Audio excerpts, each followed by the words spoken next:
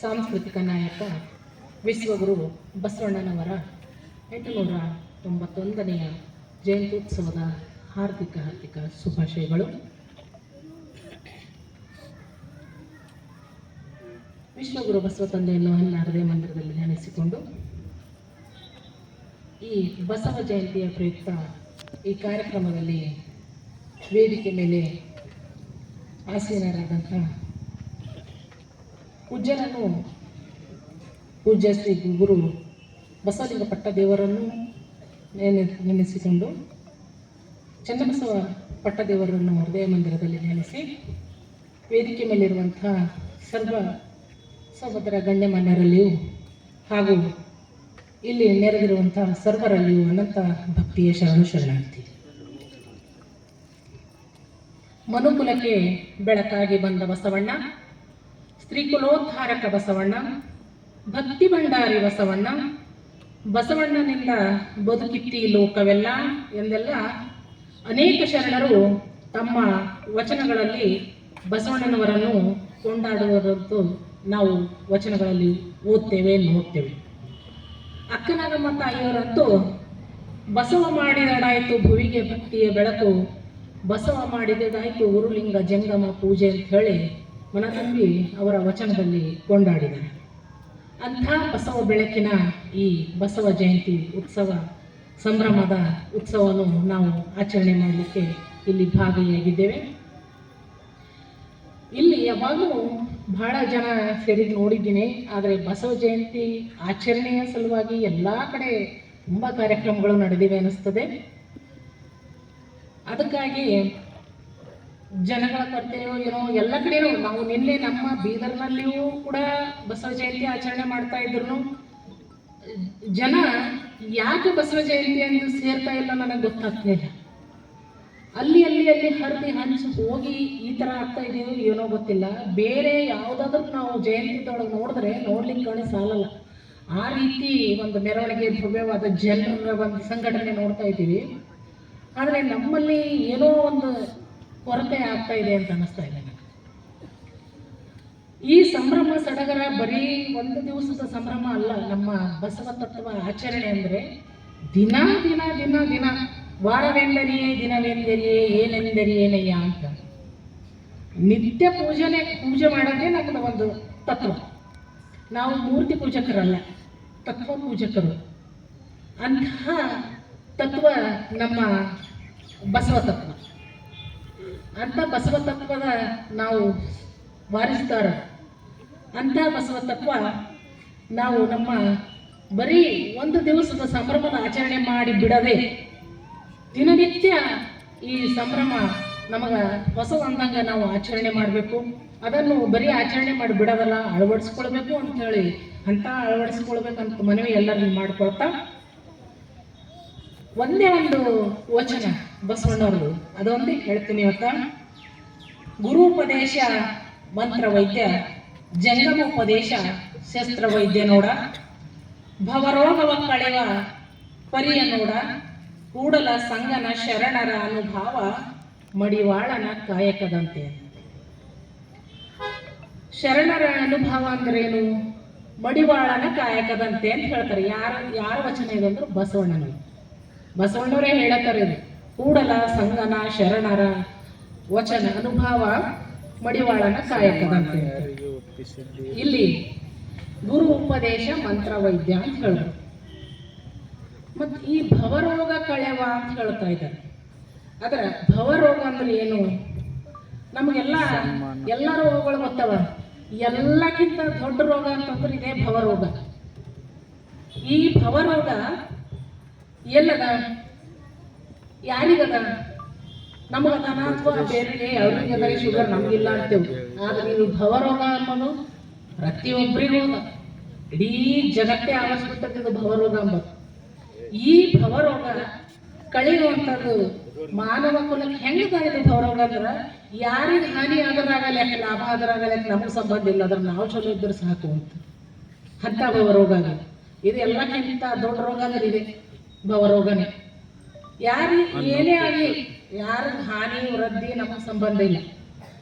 ನಮಗೆ ನಾವು ಚಂದ ಇರ್ಬೇಕು. ಯಾಕಂದ್ರೆ ವಸ್ತು ಮೋಹಿ, ಈ ಭವರೋಗ ಅಂದ್ರೆ ವಸ್ತು ಮೋಹಿಗಳಾಗಿವಿ ನಾವು.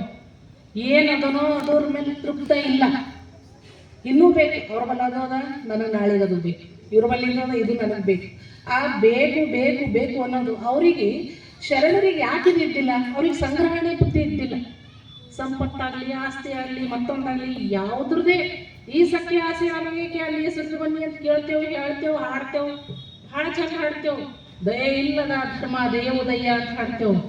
ಆದ್ರೆ ಯಾರ ಬಂದು ಏನಾರ ಕೇಳ್ರೆ ಇಡೀ ನಡಿ ನಿಂತ ಅಲ್ಲಿ ಹೋಗುವಂತೇವೆ. ಇಲ್ಲಿ ದಯಾನ ನಮ್ಗೆ ಹೇಳ್ತೇವೆ, ಹಾಡ್ತೇವೆ, ಭಾಳ ಚಂದ ನಿಂತು ಭಾಷಣ ಮಾಡ್ತೇವೆ. ಆದ್ರೆ ಆಚರಣೆಯ ಕೊರತೆ ಇಡೀ ಜಗತ್ತು ಆವರಿಸ್ಬಿಟ್ಟದೆ ಭವರೋಗ. ಎಂತ 1, 2, 3 ಸಾಲಿದ್ದೇ ವಚನ. ಗುರುಪದೇಶ ಮಂತ್ರ ವೈದ್ಯ ಅಂದ್ರೆ ಏನು?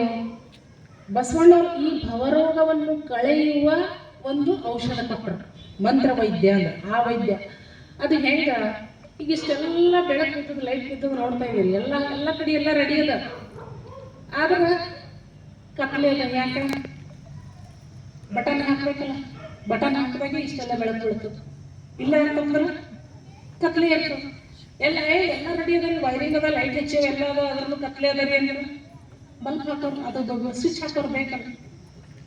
ಆ ಸ್ವಿಚ್ ಹಾಕೋರು ಯಾರು? ಅದೇ ಇಲ್ಲಿ ಎಲ್ಲ ವಚನಗಳು ನಮ್ಗೆ ನಡೆ ನುಡಿ ಬದುಕ್ಲಿಕ್ಕೆ ಹೆಂಗಂತೆಲ್ಲ ಮಂತ್ರ, ಅದು ಔಷಧಿ ರೂಪದೊಳಗ ವಚನಗಳು ಅದ. ನಮಗೆ ಬದುಕ್ಲಿಕ್ಕೆ ಕಲಿಸ್ಲತ್ತಾವ, ಹಿಂಗ ಬದುಕ್ರಿ, ಹಿಂಗಿರ್ರಿ, ಆ ಭವರೋಗ ಕಳೆಯಂತ ಮತ್ತು ಔಷಧ ಅದ. ಆದ್ರೆ ಅದು ಶಸ್ತ್ರಚಿಕಿತ್ಸೆ ಮಾಡ್ಬೇಕಾಗ ಜಂಗಮೋಪದೇಶ ಶಸ್ತ್ರ ವೈದ್ಯ ಅಂತ ಹೇಳ. ಜಂಗಮೋಪದೇಶ ಅಂದ್ರೆ ಏನು? ನಮ್ಮ ಗುರುಗಳು ಇರ್ತಾರಲ್ಲ, ಬಸಲಿಂಗ ಪಟ್ಟದೇವರು, ಚನ್ನಬಸವ ಪಟ್ಟದೇವರು, ಗುರುಬಸವ ಪಟ್ಟದೇವರು, ನಮ್ಮ ಅಪ್ಪವ್ರು ಬಂದರೆ ಈಗ ಅವರು, ಇವರೆಲ್ಲ ಏನು ಮಾಡಬೇಕು? ಈ ಮಂತ್ರ ವೈದ್ಯ ಅನ್ನೋದಲ್ಲ, ಈ ವಚನಗಳನ್ನು ಒಂದು ಗುರು ಉಪದೇಶ, ಗುರುಗಳು ಕೊಟ್ಟ ಉಪದೇಶ ಅಂದ್ರೆ ಇವೇ ವಚನಗಳು. ಅವು ಅವ್ರು ಕುಡಿಬೇಕು. ಆಮೇಲೆ ನಮಗೆ ಶಸ್ತ್ರಚಿಕಿತ್ಸೆ ಮಾಡ್ಲಿಕ್ಕೆ ಅವರೆಲ್ಲ ಕೊಟ್ಟಾರಲ್ಲ ಔಷಧ, ಅವೆಲ್ಲ ಶಸ್ತ್ರಚಿಕಿತ್ಸೆ ಮಾಡ್ಲಿಕ್ಕೆ ನಾವು ಟೆಕ್ನಿಷಿಯನ್ಗಳು ಬಲ್ಲಿ ಎಲ್ಲ ಇರ್ತಾವಲ್ಲ, ಅವು ಸೀಸರ್ ಅದನ್ನೆಲ್ಲ ಅದು ತಗೊಂಡು ಅವರು ನಮ್ಮ ಭವರೋಗ ಕಳೀಲಕ್ಕೆ ರೆಡಿಯಾಗಿ ನಿಂದಿರ್ಬೇಕು. ಫಸ್ಟ್ ಅವೆಲ್ಲ ವಚನಗಳು ಅರದು ಕುಡಿದು ಅವರ ಜೀವನ ಮುಡುಪಾಗಿಟ್ಟಿದ್ದರು ಇರೋದು ಅದಕ್ಕೆ.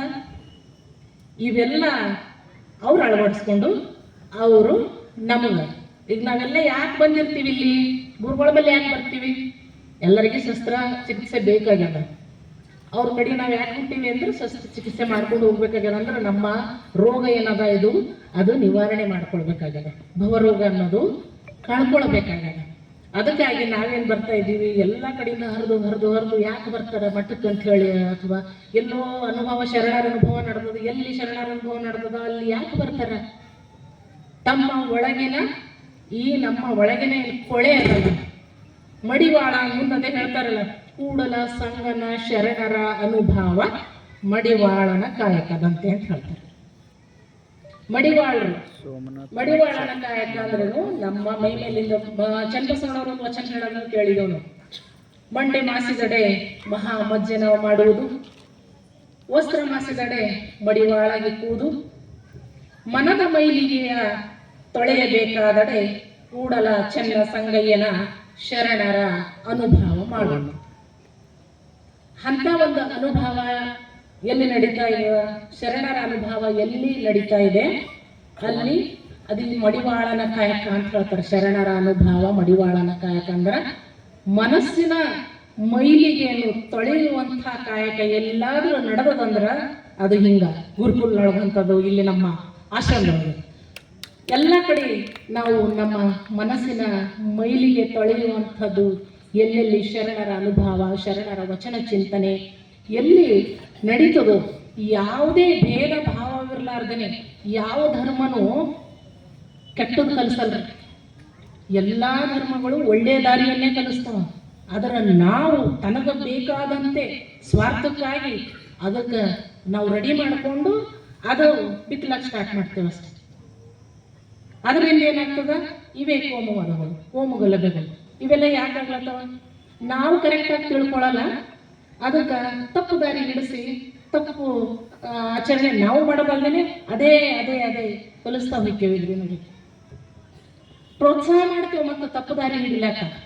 ಹಾಗಾಗಿ ಹೇಳೋರೇ ತಪ್ಪು ದಾರಿ ಹೇಳತ್ರು ಅಂದ್ರೆ ಕೇಳೋರಿಗರ ಮಂಗನ ಮನಸ್ಸು ಮನುಷ್ಯನ ರೂಪ ಇದ್ದರೂ ಎಲ್ಲ ಪ್ರಾಣಿಗಳ ಗುಣಗಳು ಮನುಷ್ಯನೊಳಗೆ ಇರ್ತವೆ. ಅಷ್ಟು ಪ್ರಾಣಿಗಳು ನೀವು ನೋಡ್ರಿ ಹೆಂಗೆ ಏನೇನು ಇವೇನು ಹುಲಿ ಆಗ್ಯದ ಇದು ಹಿಂಗೆ ಸಣ್ಣ ಮಗುವಿಗೆ ಹೆಂಗೆ ಹೇಳ್ತಿರ್ತಾವೆ ನೋಡ್ರಿ, ಎಲ್ಲ ಪ್ರಾಣಿಗಳ ಗುಣ ಮನುಷ್ಯನೊಳಗೆ ಇರ್ತಾವೆ. ಆದರೆ ಯಾವುದು ಸ್ಟ್ರಾಂಗ್ ಆಗಿರ್ತದೋ ಅದು ಕ್ರೂರತನ ಜಾಸ್ತಿ ಆಯ್ತು ಅಂದ್ರೆ ಕೆಟ್ಟದ್ದು ಮಾಡ್ಲಿಕ್ಕೆ ಸ್ಟಾರ್ಟ್ ಆಯ್ತದ. ಒಳ್ಳೆತನ ಜಾಸ್ತಿ ಆಯ್ತು ಅಂದ್ರೆ ಅವ ಮನುಷ್ಯ ಒಳ್ಳೆವಾಗಿರ್ತಾನ. ಹಿಂಗೆ ಯಾವ್ಯಾವುದು ನಮ್ಮ ಜೀವನದೊಳಗೆ ಅಳವಡಿಸ್ಕೊತೇವೋ, ಯಾವ ಹಾದಿ ಹಿಡಿತೇವೋ ಅದೇ ಆಗಿ ಮನುಷ್ಯ ರೂಪುಗೊಳ್ಳಕ್ಕೆ ಸ್ಟಾರ್ಟ್ ಮಾಡ್ತಾನೆ ಅಂತ ಒಂದು. ಇಲ್ಲಿ ಜಾತಿ ಎಲ್ಲ ಈ ಜಂಗಮರು ಅಂತ ಹೇಳ್ತಾರೆ. ಮತ್ತು ಅದೇ ಜಂಗಮೋಪದೇಶ ಅಂತ ಹೇಳ್ಯಾರ ಬಸವಣ್ಣವರು ಅಂತಂದ್ರ, ಈ ಜಂಗಮರು ಅಂತಂದ್ರ ಇಲ್ಲಿ ಜಾತಿ ಜಂಗಮರಲ್ಲ. ಸುಮ್ಮನೆ ಅವ್ರಿಗೇನೋ ಗೊತ್ತಿತ್ತಿದ್ರಲ್ಲ. ಜಂಗಮೋಪದೇಶ ಅಂತಂದ್ರೆ ಜಂಗಮರು ಅಂತಂದ್ರೆ ಯಾವುದೋ ಒಂದು ಜಾತಿಗೆ ಜಂಗಮ ಐಗೊಳದ ಇದ್ರಾಗ ಹುಟ್ಟಿದವ್ರು ಅಷ್ಟೇ ಜಂಗಮರ ಅಂತಲ್ಲ. ಯಾರು ಶರಣರ ವಚನಗಳನ್ನು ಅನುಭವಿಸಿಕೊಂಡು ಅವರು ಜನಸಾಮಾನ್ಯರಿಗೆ ಭವರೋಗವನ್ನು ಕಳೆಯುವಂತ, ಈಗ ನೋಡ್ರಿ ಈಗ ಇಷ್ಟೊಂದು ಕಷ್ಟ ಯಾಕೆ ಪಡಬೇಕು ನಮ್ಮ ಅಪ್ಪೂರದನ್ನ ಬಾಲ್ಕಿ ಅಪ್ಪೂರದನ್ನೆಲ್ಲ ಇಷ್ಟು ವಯಸ್ಸಿನೊಳಗೂ ಮತ್ತು ಸಣ್ಣ ಸಣ್ಣ ಮಕ್ಕಳಿಗೆಲ್ಲ ಅಷ್ಟು ಕಷ್ಟ ಯಾಕ್ರಿ? ಅವ್ರು ಆರಾಮಾಗಿರ್ಬಹುದಲ್ಲ, ಯಾಕೆ ಅವ್ರ ಮಾಡ್ಲತ್ತಿರ್ಬೇಕು? ಎದಕ್ಕಾಗಿ ಅವರ ಪರಿಶ್ರಮ ಎದಕ್ಕಾಗಿ ಅಂತಂದ್ರೆ ಈ ಸಣ್ಣ ಸಣ್ಣ ಮಕ್ಕಳಿಗೆಲ್ಲ ಇಷ್ಟೊಂದು ಮಕ್ಕಳಿಗೆಲ್ಲ ಯಾಕೆ ಅವರು ಇಲ್ಲಿ ಒಳ್ಳೆ ಒಂದು ದಾರಿಗೆ ಒಯ್ಯಬೇಕು, ಇವರ ಒಳಗಿನ ಭವರೋಗ ಕಳೆದು ಅವರು ಅನುಭವ, ಶರಣರ ಅನುಭವಗಳಾಗಲಿ ವಚನಗಳಾಗಲಿ ಅವ್ರಿಗೆ ಯಾಕೆ ಕಲಿಸ್ತಾರೆ ಅಂದ್ರೆ ಅವರು ಮುಂದೆ ಒಳ್ಳೆ ಸಂಸ್ಕಾರವಂತರಾಗಿ ಒಳ್ಳೆ ಸಂಸ್ಕಾರ ಕಲಿತು ಏನು ಕೆಟ್ಟ ದಾರಿ ಹಿಡಿಯದಿರಲಿ ಅನ್ನೋ ಒಂದು ಕಳಕಳಿ ಮಾತ್ರ ಹೃದಯ.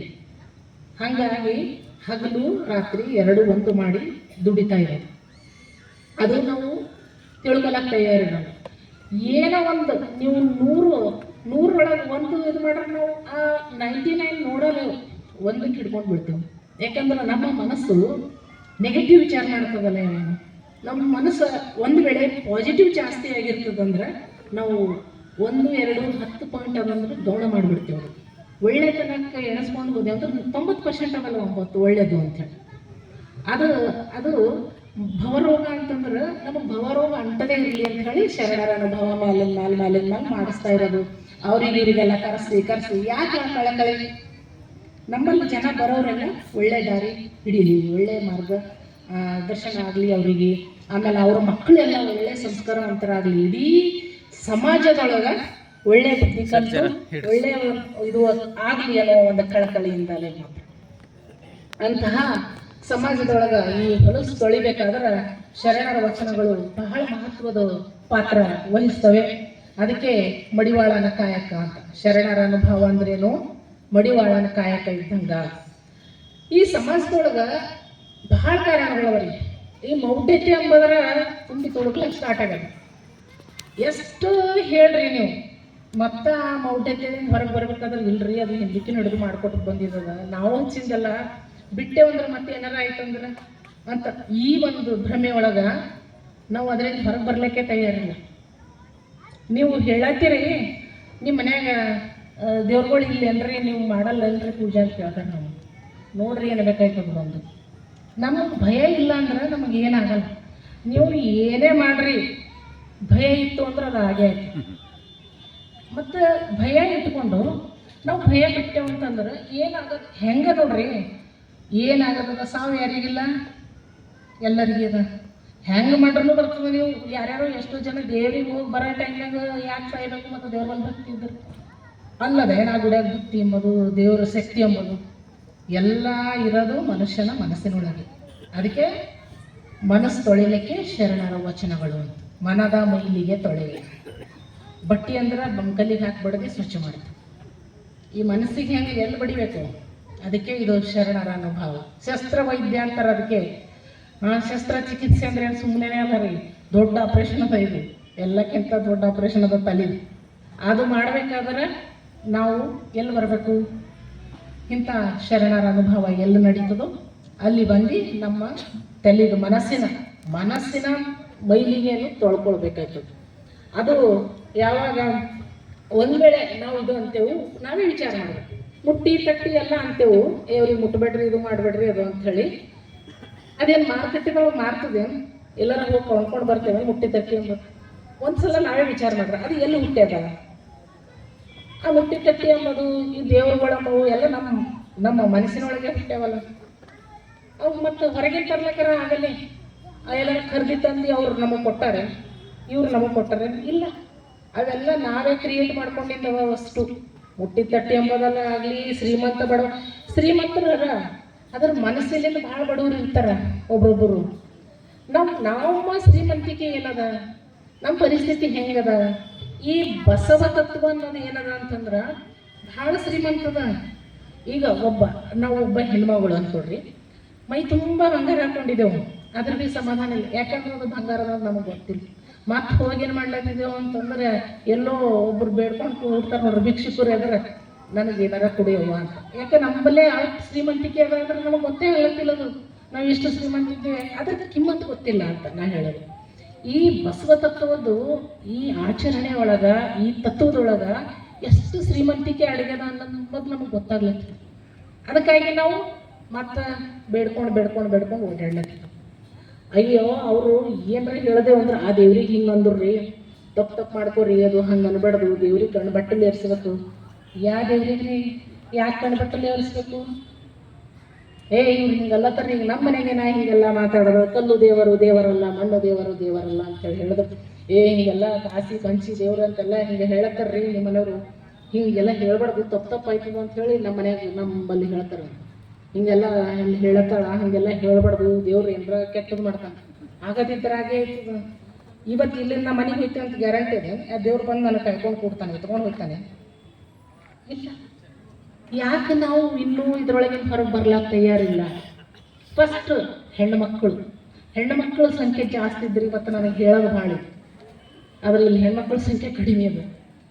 ಹೆಣ್ಣು ಮಕ್ಕಳು, ಒಬ್ಬ ಹೆಣ್ಣು ಮಗಳು ಇದರಿಂದ ಹೊರಗೆ ಬಂದಳಂದ್ರೆ ಆ ಗಂಡು ಎಷ್ಟೇ ಮೂಢನಂಬಿಕೆ ಇರಲಿ ತಾನೇ ಹೊರಗೆ. ಇದು ನಾನೇ ಉದಾಹರಣೆ ಇದ್ದೇನೆ ಇಲ್ಲೇ, ಮತ್ತು ಇಲ್ಲೇ ನಮ್ಮ ಮನೆಯವ್ರನ್ನವ್ರು ಅದನ್ನೇ ಹೇಳತ್ತೀನಿ.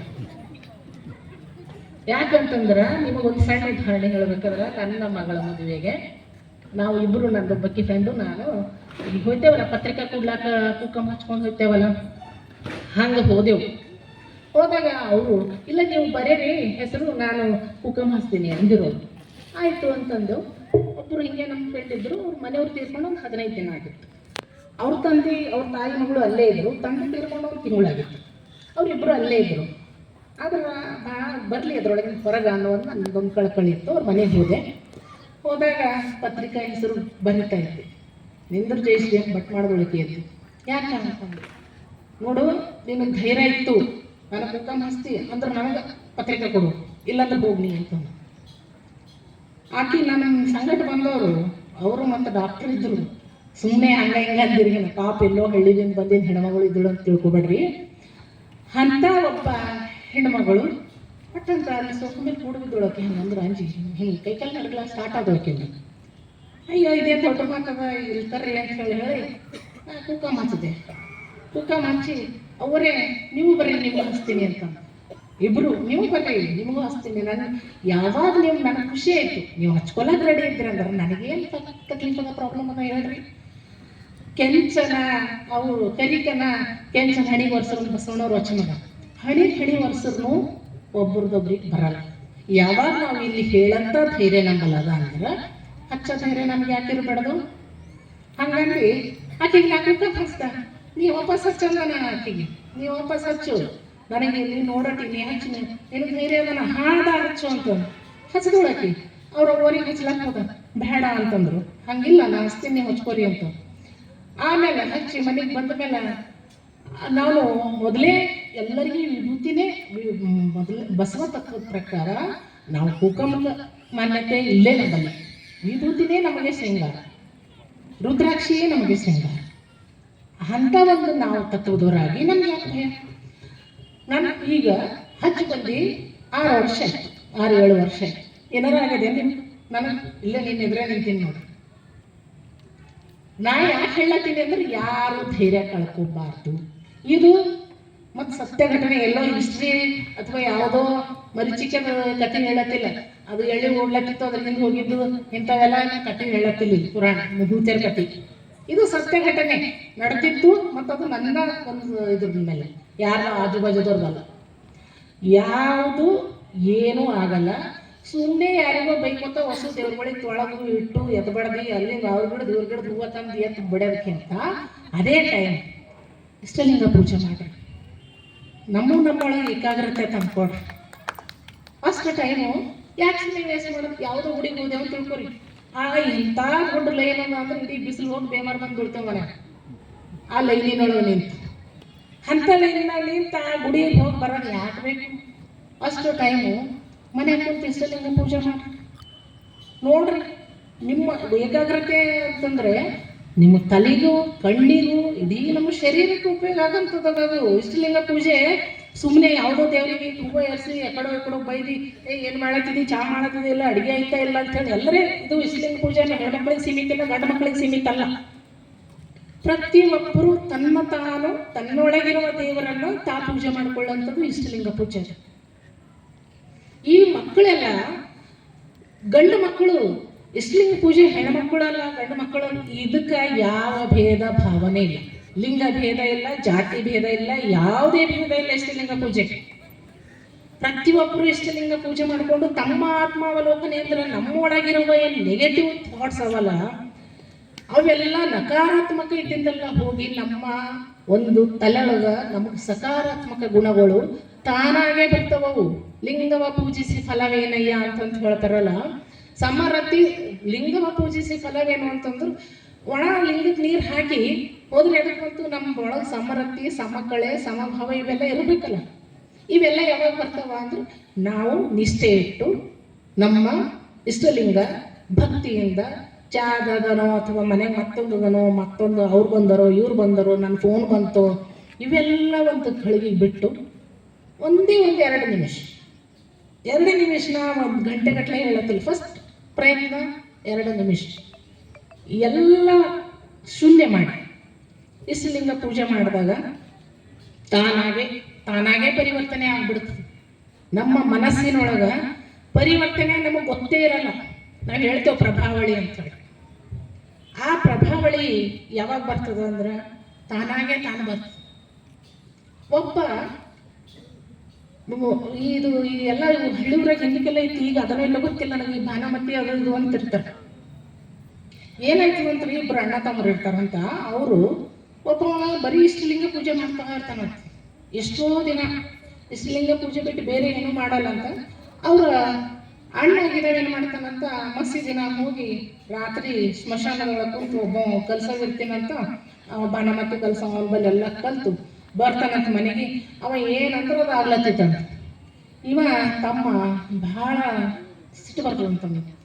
ಇದು ಏನದಪ್ಪ, ಇದ್ರೊಳಗೆ ಏನದ ಇಷ್ಟಲಿಂಗದೊಳಗೆ ಇಷ್ಟು ದಿನ ನಾ ಪೂಜೆ ಮಾಡ್ಲತ್ತಿದ್ದ, ನನಗೆ ಏನು ಇದನ್ನೇ ಆಗಿಲ್ಲ. ನಮ್ಮ ಅಣ್ಣ ಥೋಡೇನೇ ದಿನ ಆಯ್ತು, 1 ತಿಂಗಳದಾಗೆ ಹೋದ ಅಮಾಸಿಗೆ ಹೋಗ್ಯಾನ, ಒಂದು 2-3 ಅಮಾಸಿ ಹೋಗ್ಯಾನ್ರೈತೆ. ಈಗ ಅವ ಹೆಂಗೆ ಅಂದಿಂದ ಹಂಗೆ ನಡೆದಿದೆ, ಎಲ್ಲ ಅವ್ನ ಕೈಯಿಗೆ ಅದ. ಇದೇ ಭವರೋಗ, ಇದಕ್ಕೆ ಯಾವ ಶಸ್ತ್ರಚಿಕಿತ್ಸೆ ಬೇಕು? ಹಿಂಗೆ ಅಂದ್ಕೊಂಡು ಮನೆಗೆ ಬರ್ತಾನಂತ. ಬಂದ ಮೇಲೆ ಅವನಿಗೆ ಕೇಳ್ತಾನಂತ ಅವ, ಇಲ್ಲ ನನಗೆ ಇಂಥವ್ರು ಕಲಿಸ್ಯಾರ ಅದು ಅಂದ್ರೆ ನಾನು ಕಲಿತು ಬರ್ತೀಯಪ್ಪ, ನನಗಿದು ಎಲ್ಲ ಸಾಕಾಗಿದೆ. ಈ ಪೂಜೆದಾಗ ಏನು ಬೇಡ್ಕೊಂಡ್ರು ಸಿಗಲೇ ಹೊಂಟು. ನನಗೆ ಏನರ ಬೇಕಂತ ಬೇಡಿದ್ದು ಜಲ್ದಿ ಕೊಡಲೇ ಇಲ್ಲ ಇದು ಲಿಂಗ, ಇದಕ್ಕೆ ಪೂಜೆ ಮಾಡೋರೇ ಏನದ ಅಂದ್ಕೊಂಡು ಅವ ಭಾನುಮತಿ ಮಾಡೋನ್ಮೇಲೆ ಹೋಯ್ತಾನಂತ. ನನಗೂ ಕಲಿಬೇಕು ಅಂದ್ರೆ ಮುಂದಿನ ಅಮಾಸಿಗೆ ಬಾ ಅಂತಾನಂತ. ಆ ಮುಂದಿನ ಅಮಾಸಿಗೆ ಹೋಗಿ ಸ್ಮಶಾನದಾಗ ಕೂಡ್ತಾನಂತ. ಇವನು ಭಾನುಮತಿ ಮಾಡೋಣ ಮುಂದೆ ಕುಂತಾಗ ಅವ ಏನೇನೋ ಮಂತ್ರ ಇವನಿಗೆ ಕಲಿಸ್ಲಕ್ಕೆ ಶುರು ಮಾಡ್ತಾನಂತ. ಆ ಕಲಿಸ್ಲಕ್ಕೆ ಶುರು ಮಾಡಿದಾಗ ಇವನ ಹತ್ರ ಇವನು ಹಿಂಗೆ ಚೂಚಾ ಏನು ಮಾಡ್ತಾರಲ್ಲ ಅದು ಇವನ ಬಗ್ಗೆ ಏನೂ ಹೋಗಲ್ಲ ಅಂತ. ಅವ ಎಲ್ಲ ಪರೇಶನ್ ಯಾಕೆ ಹಿಂಗ ಅಂತ ಅವ ಕೇಳ್ತಾನಂತ ಅವನಿಗೆ. ಇಲ್ಲ, ನಿನಗೆ ಯಾವುದೋ ಒಂದು ದೈವಿ ಶಕ್ತಿ, ಒಂದು ಪ್ರಭಾವಳಿಗಿಂತ ನಾವೀಗ ಈ ಬಸವಣ್ಣ ಫೋಟೋಯಿಂದ ಬೆಳಕು ನೋಡ್ತೇವಲ್ಲ, ಅದು ಪ್ರಭಾವಳಿ ಅಂತಾರೆ. ಅದಕ್ಕೆ ಏನೋ ಒಂದು ಪ್ರಭಾವಳಿ ನಿನ್ನ ತಲೆಗಿಂದದ, ಅದಕ್ಕೆ ನಿನಗೆ ನನ್ನ ಮಂತ್ರ ಏನು ತಲೆಗಂದ್ರೆ ಭೂತ ಶಕ್ತಿ, ದೈತ್ಯ ಶಕ್ತಿ ಏನೋ ನಿನಗೆ ಹತ್ತಲ್ಲೋಗ್ಯವ, ಹೋಗಲ್ಲೋಗ್ಯವ, ನಿನಗೆ ಅದು ಬರಲ್ಲ, ಏನು ನನಗೇನು ಮಾಡಬರಲ್ಲ, ನೀ ಮನೆಗೆ ಹೋಗು ಅಂತಾನೆ. ಎಲ್ಲಕ್ಕಿಂತ ದೊಡ್ಡ ಶಕ್ತಿ ಆ ಪ್ರಭಾವಳಿದಿತ್ತು ಅಂತ.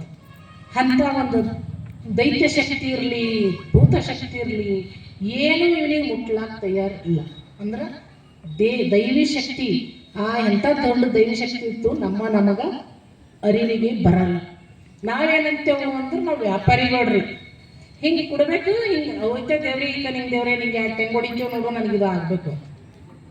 ವ್ಯಾಪಾರಸ್ಥರು ಧರಣಿಯ ಮೇಲೊಬ್ಬ ಹಿರಿದಪ್ಪ ಅಂಗಡಿಯ ನಿಕ್ಕಿ ಅಂತ ಹೇಳಿ ಅವ ಭಾಳ ಕಾಣಿಗೆ ಸೋಲ ಅರ್ಧ ಗಣಿಯಾಗೆಲ್ಲ ಅಂತ ಹೇಳ್ತಾರೆ ಬಸವಣ್ಣವ್ರ. ಅದಕ್ಕೆ ನಾವು ಎಲ್ಲರೂ ಹಿಂಗೆ ಹೋಗೋಣ, ಹಿಂಗೆ ಕೊಟ್ಟು ಬರೋ ದೇವ್ರು ಅಲ್ಲ ನಮ್ಮ ಬಸವಣ್ಣವ್ರು ಕೊಟ್ಟಿದ್ದ ದೇವರು, ತೋರಿಸ್ಕೊಟ್ಟಿದ್ದಂಥ ದೇವ್ರು ಅಂಥ ದೇವ್ರು ಅಲ್ಲ. ನಾವು ತನು ಮನ ಅರ್ಪಿಸಿ ಪೂಜೆ ಮಾಡಬೇಕಾಗ್ತದೆ. ಏಕಾಗ್ರತೆಯಿಂದ ಎಲ್ಲವನ್ನು ಬಿಟ್ಟು ಶೂನ್ಯ ಮಾಡಿಕೊಂಡು ನಮ್ಮ ಮನಸ್ಸಿಗೆ ಖಾಲಿ ಮಾಡಿಕೊಂಡು ತುಂಬಿ ಊರು ಕಚರ ಎಲ್ಲ ತುಂಬಿಟ್ಕೊಂಡು ಒಳಗೆ ದೇವ್ರು ಕೂಡ್ತಾನೆ. ಮನೆಯೊಳಗೇನಿಲ್ಲ ಯಾಕೆ ಇರ್ತಾನ್ರಿ ಅಂಥ ಕಚರದಾಗ? ಯಾರ ಮನುಷ್ಯನೇ ಕೂಡಲ್ಲ, ದೇವ್ರು ಹೆಂಗೆ ಬಂದು ಕೂಡ್ತಾನೆ ನಮ್ಮ ಮನುಷ್ಯನಾಗ? ಅಂಥ ಒಂದು ಶಕ್ತಿ ಈ ಇಷ್ಟಲಿಂಗಕ್ಕದ. ಅದರ ಒಂದು ಶಕ್ತಿ ಏನದ ಅಂತ ಹೇಳಿ ಆ ಒಂದು ಪ್ರಭಾವಳಿಯ ತಾಕತ್ತು ನಮಗೆ ಗೊತ್ತಾಗ್ತಾ ಇಲ್ಲ. ಅದಕ್ಕಾಗಿ ನಾವು ಮತ್ತೆ ಇಷ್ಟಲಿಂಗದೊಳಗೆ ಏನಿಲ್ಲ ಅಂಥೇಳಿ ಮತ್ತೆ ಒಂದು ತೆಂಗು ಹಣ್ಣು ಅವ್ರ ಗಿಡ ತಕ್ಕಲು ಬರ್ಸ್ಕೊಂಡು ನಡೆದು ಮತ್ತೆ ಓಡಾಡ್ಬೇಕು. ನೀವು ಎಷ್ಟು ಹೇಳ್ರಿ, ನೀವು ಏನರ ಮಾಡ್ರಿ, ಹಿಂಗೆ ಹೇಳ್ತಾರೆ, ಹಿಂಗೆ ಹೋಗ್ತಾರೆ ಅವ್ರ ಮನೆಗೆ. ನಮ್ಗೇನು ಮಾಡೋದು? ಅವ್ರು ಬಂದು ನಮ್ಮ ಮನೆಗಿನ ತಕ್ಲೀಫ್ ನೋಡ್ತಾರೆ. ಇದೆ ಇಂಥ ಒಂದು ಇದು ನಾವು ಮಾಡ್ಕೊಂಡು ಬಂದಿದ್ದೆವು, ಬೆಳೆಸ್ಕೊಂಡು ಬಂದಿದ್ದೆವು. ಅದಕ್ಕೆ ನಾವು ನಮ್ಗೆ ಜೀವನವನ್ನು ಮಾಡ್ಲಾಕ ಎಷ್ಟು ಬೇಕೋ ಅಷ್ಟು ಸಾಕನ್ನೋ ಬುದ್ಧಿ ಬೆಳೆಸ್ಕೊಂಡ್ರು. ಒಂದು ವೇಳೆ ಸಾಕು, ಇವತ್ತಿಷ್ಟು ಅದಲ್ಲ ಸಾಕು. ಮತ್ತು ನಮ್ಗೆ ಇರ್ಲಿಕ್ಕೆ ಮನೆ, ದೊಡ್ಡ ಮನೆ ನೋಡ್ಬರ್ರಿ ನೀವು, ಬೇಡ ಅಂತಲ್ಲ. ಯಾರ ದೊಡ್ಡ ಮನೆ ಕಟ್ಟ್ಯಾರಂದ್ರೆ ನೋಡ್ಬರ್ರಿ, ಖುಷಿ ಪಡ್ರಿ, ಸಂತೋಷ ಪಡ್ರಿ. ನಾವು ಇದ್ದಿನ ಮನೆ 2 ರೂಮ್ ಅದಲ್ಲ ಸಾಕು. ಯಾಕಂದ್ರೆ ನಮ್ಗೆ ಇರ್ಲಿಕ್ಕೆ ನಾವು ಭಾಳ ಖುಷಿ ಇದ್ದೇವೆ. ಫಸ್ಟ್ ಏನು ಬೇಕಾಗ್ಯದ? ನಮ್ಮ ಮನೆಯೊಳಗೆ ಶಾಂತಿ, ನೆಮ್ಮದಿ. ಪ್ರತಿಯೊಬ್ಬರಿಗೆ ನೀವು ಭಾಳ ಶ್ರೀಮಂತ ಇದ್ದವರು ಶಾಂತಿದಿಂದ ನೆಮ್ಮದಿಯಿಂದ ಥರ ಅಂತ ನಾವು ಕಾನ್ಫಿಡೆಂಟಾಗಿ ಹೇಳೋಕ್ಕಾಗ್ತದೆ. ನಿಖರವಾಗಿ ಇವ್ರಿಲ್ಲ, ಇವ್ರು ಭಾಳಷ್ಟು ಕುದಿನಾರ ಅಂತ ಹೇಳೋಕ್ಕಾಗ್ತದೆ ಇಲ್ಲ. ಅದಕ್ಕಾಗಿ ನಾವು ಏನು ಮಾಡಬೇಕಾಗ್ಯದ? ನಮ್ಮ ಜಂಗಮೋಪದೇಶ ಏನು ನಡೆದದಿದು ಈಗ, ಇದು ಏನದು?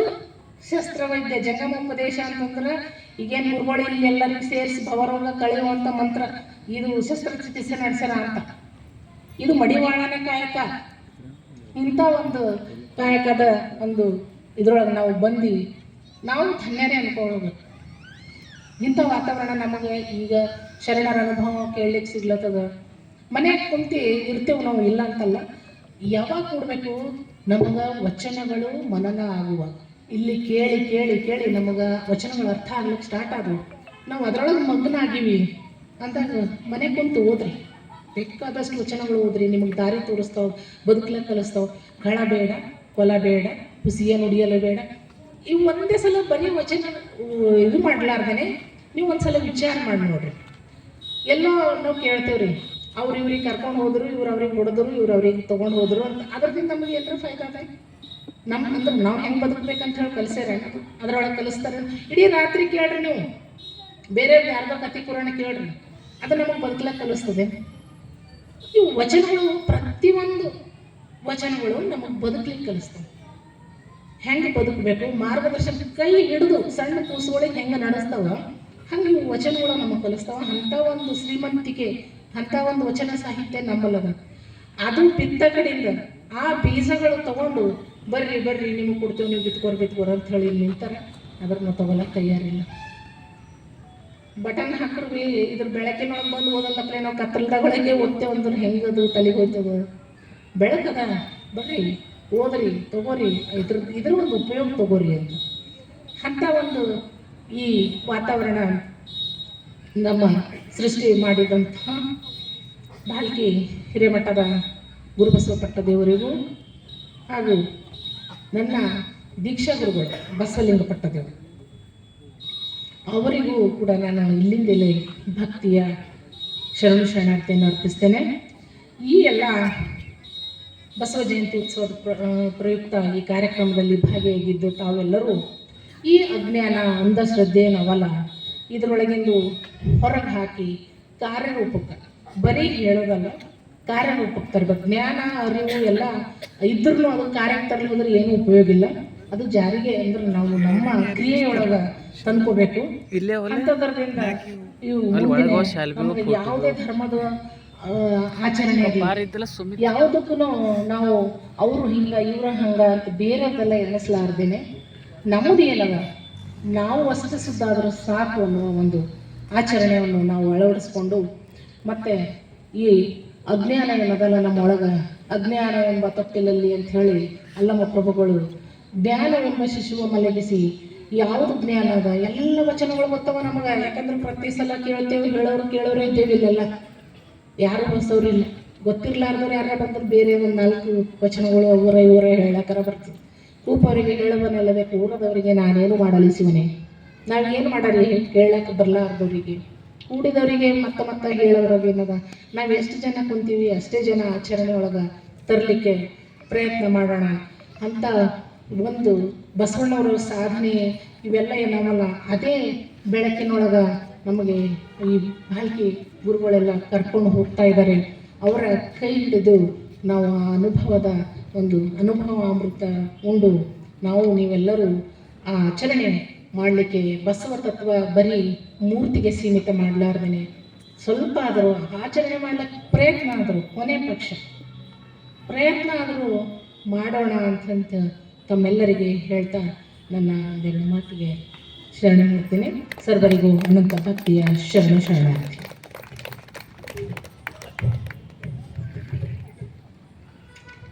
ಇಲ್ಲಿವರೆಗೆ ಇವತ್ತಿನ ಈ ಗೋಷ್ಠಿ ಕುರಿತಾಗಿ ಅನುಭವವನ್ನು ಹಂಚಿಕೊಂಡಂಥ ಶರಣೆ ಜಯಶ್ರೀ ಸುಕಾಲೆ ತಾಯಿಯವರಿಗೆ ಶರಣಗಳು. ಈಗ ಉಪನ್ಯಾಸ